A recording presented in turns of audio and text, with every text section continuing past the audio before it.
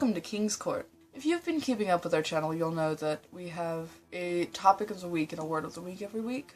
So, for example, last week it was home and self. The topic was self, and the word was home. And if you don't cover either of those things, then you get a challenge. And I forgot to even mention the word home. So this week the topic is favorite words, and the word is esoteric.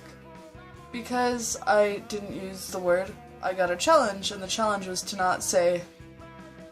Now, esoteric is one of my favorite words, but I figured that besides just listing my favorite words, I could also talk about some of my favorite quotes.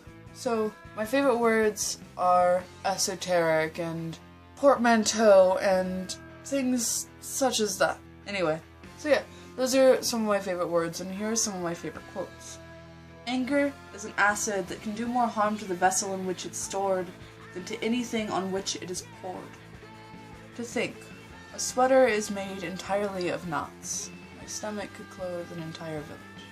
I loved you head over handles like my first bicycle accident before the mouthful of gravel and blood I swore we were flying.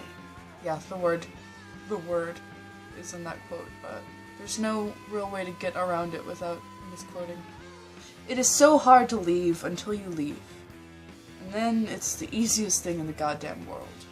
He who has a why to live can bear almost any how. A punk rock song won't ever change the world, but I can tell you about a couple that changed me.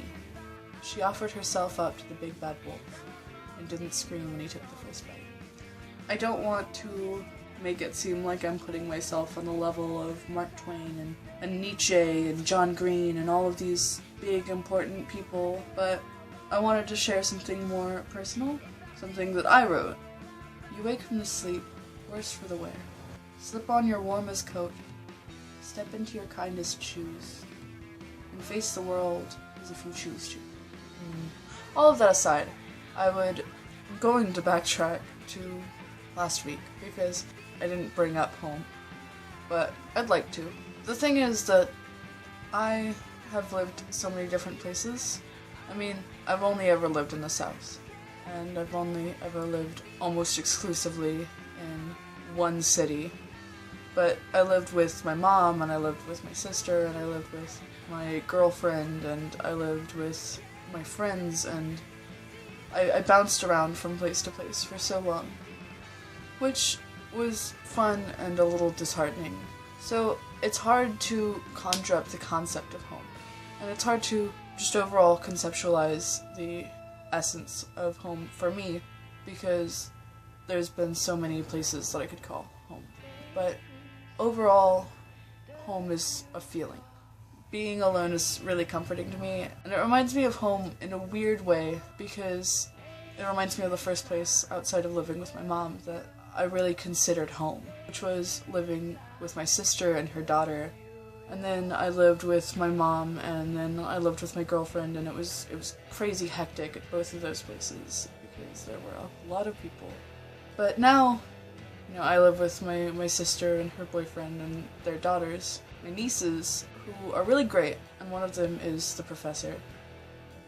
And I guess that specifically is a big reason that I like video games so much too, is because for a long time, home to me was my bedroom that I shared with my brother, and they were always playing video games, and so it takes me back, just brings me back to a time when everything was totally different, and it's nice to be able to remember good times.